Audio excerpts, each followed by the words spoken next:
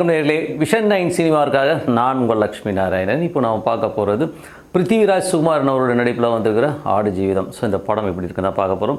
So இந்த படத்துடைய பெரிய எதிர்பார்ப்பை உருவாக்குனது முதல் விஷயம், அது ஒரு நாவலாக வந்து கிட்டத்தட்ட வந்து ஒரு 2.5 லட்சம் பிரதிகள் மேலே வந்து விற்று ஒரு பெரும் சாதனையை ஏற்படுத்திய ஒரு புத்தகம். அது ஒரு நிஜ வாழ்க்கையை வந்து மையமாக இங்கேருந்து கேரளத்திலிருந்து அரபு நாடுகளில் போய் சிக்கி ஒரு ஆட்டு தொழுவத்தில் மாட்டிக்கொண்ட ஒரு இளைஞனின் கதை. அதுக்கப்புறம் அவன் எப்படி மீண்டு வந்தாங்கிறது வந்து உண்மையான கதை. பக்கத்தில் கேமரா வச்சு எப்படி எடுப்பாங்களோ ஸோ அந்த மாதிரி பக்காவாக எடுத்துருக்குறாங்க இந்த டீம்.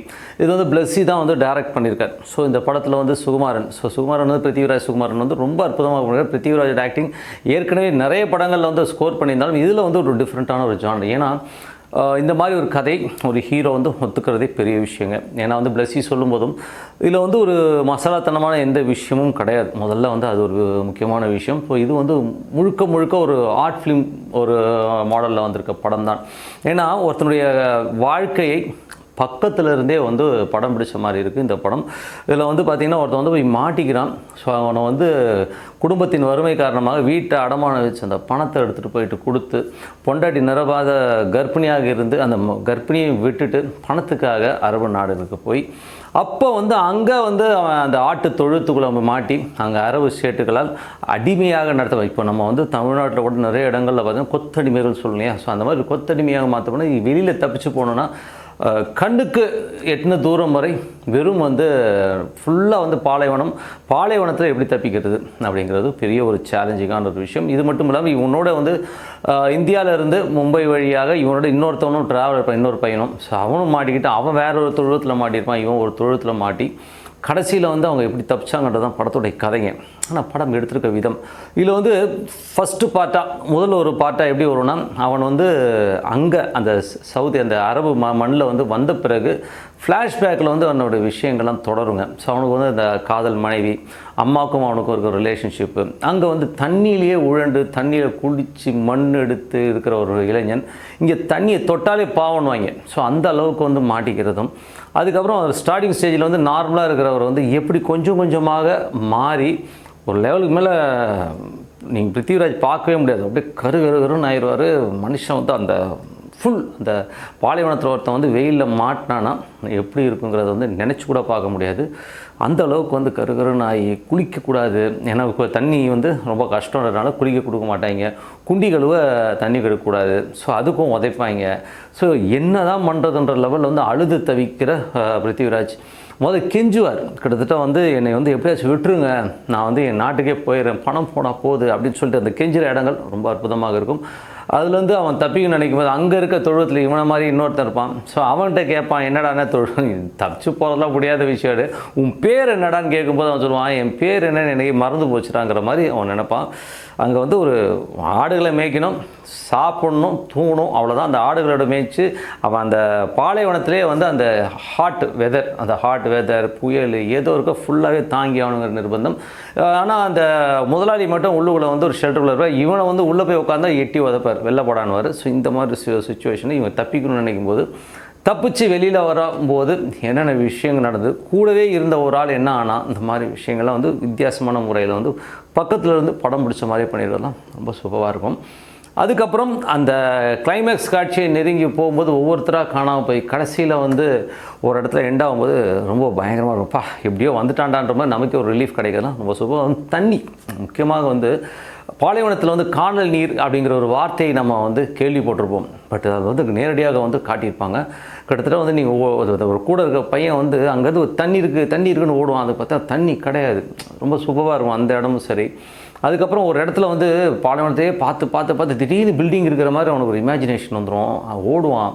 ஸோ அந்த இடமும் சரி. ஸோ அவன் வந்து அந்த மணலில் வந்து ஒன்று நாட்டுக்கு தப்பிச்சு போயாகணும், இல்லைன்னா அங்கேயே செத்து மடியணும் அப்படிங்கிற ஒரு கதையில் வந்து படம் வந்து அப்படியே ஒரு நெருங்கி கொண்டு போய் கடைசியில் எண்டிங்கில் வந்து ஒரு மாதிரி உருக்கிடுவாங்க. ஸோ அதுக்கப்புறம் வந்து அது கவர்மெண்ட்டுக்கிட்ட சரண்டை, அதுக்கப்புறம் அவன் திரும்பி போகிறான். 3 ஆண்டுகள் கிட்டத்தட்ட கொத்தடிமையாக இருந்து எப்படி ரிலீஸ் ஆனாங்கிறது தான் வந்து படத்தோடைய மையக்கரு. இதில் வந்து பிருத்திவிராஜ் அட்டகாசமாக பண்ணியிருப்பார். அந்த டிரான்ஸ்ஃபர்மேஷன் ரொம்ப நல்லாயிருக்கும். அந்த லாஸ்ட் கிளைமேக்ஸுக்கு அவங்க தப்பிச்சு போகிறதுக்கு முன்னாடி அந்த முதலாளி வந்து ஒரு கல்யாணத்துக்காக போயிடுவார். ஸோ போனதுக்கப்புறம் அந்த ட்ரெஸ் எல்லாம் அவுத்துட்டு அப்படியே நேக்கடாக போயிட்டு அந்த தண்ணியை திறந்து விட்டு குளிப்பாருங்க. ஸோ ஸோ அந்த சீன் சரி. அதுக்கப்புறம் வந்து அந்த கால்லெல்லாம் அந்த கொப்பளம் வந்துடும். அந்த கொப்பளத்தோடய வந்து நடக்கிறது எவ்வளோ கொடுமையான விஷயம். அதுக்கப்புறம் அந்த பாம்பு சீக்வன்ஸ் ஒன்று வரும், பாலைவனத்தில் இருக்கிற பாம்புகள். அதுக்கப்புறம் வந்து ஒரு பல்லி வந்து ஓடுறதை பார்த்து இல்லை இங்கே மனிதன் நடமாட்டம் இருக்க பல்லி இருக்குன்னு சொல்லிட்டு அந்த பல்லி பின்னாடி ஓடுறது, இந்த மாதிரி விஷயங்கள் ரொம்ப நல்லாயிருக்கும். இது வந்து நீங்கள் ஆர்ட் ஃபார்மில் பார்த்தீங்கன்னா ரொம்ப பர்ஃபெக்டாக இருக்கும். நீங்கள் வந்து அந்த மைண்ட் செட்டுக்கு வந்துடணும். பட் இது வந்து அந்த நாவலுக்கும் இந்த படத்துக்கும் எவ்வளோ வித்தியாசம் இருந்தது அப்படின்னா, நான் நாவலை கேட்டிருக்கேன். நான் வந்து இந்த நாவலை படிக்கலை, நான் கேட்டிருக்கேன். கேட்கும் பொழுது என்னை பொறுத்தவரை வந்து இந்த நாவலில் வந்து அவன் வந்து அந்த ஆடுகளோட பழகிற அந்த இடங்கள்லாம் ரொம்ப சூப்பராக இருக்கும். ஸோ அந்த இடங்கள்லாம் வந்து படத்தில் மிஸ்ஸிங். அவன் வந்து அந்த ஆடுகளை வந்து என்ன நினைப்பான்னா, தன் சொந்தக்காரரை, அவன் அம்மா பேரை வைப்பான் ஒரு ஆட்டுக்கு, மனைவி பேரை ஒருத்தர் வைப்பான், காதலி பேரை ஒன்று வைப்பான். ஸோ ஒவ்வொரு பேர்களுக்கும் அந்த ஆட்டுக்கு வச்சு அதை குடும்பமாக வச்சு அவன் வந்து வாழ்வான். ஸோ அந்த இடங்கள்லாம் வந்து ரொம்ப மிஸ்ஸிங் ஆகுது. அதுக்கப்புறம் பார்த்திங்கன்னா இன்னொரு இடம் பார்த்திங்கன்னா, அவனுக்கு காமம் தலைக்கேறிடும். காமம் வந்துட்டு என்ன பண்ணுறதுன்னு தெரியாமல் ஒரு ஆடை வந்து அவன் வந்து தன் காதலியாக நினைக்கிறதோடு அது என் பண்ணுவாங்க.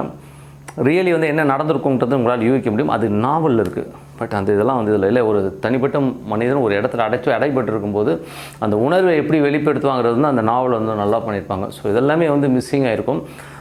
பட் ஒரு சில விஷயங்கள் காட்ட முடியாது. ஏன்னா வந்து அது வந்து கொஞ்சம் வல்காரிட்டி ஆகிடுமோ அப்படிங்கிற விஷயமாகவும் இருக்கலாம்.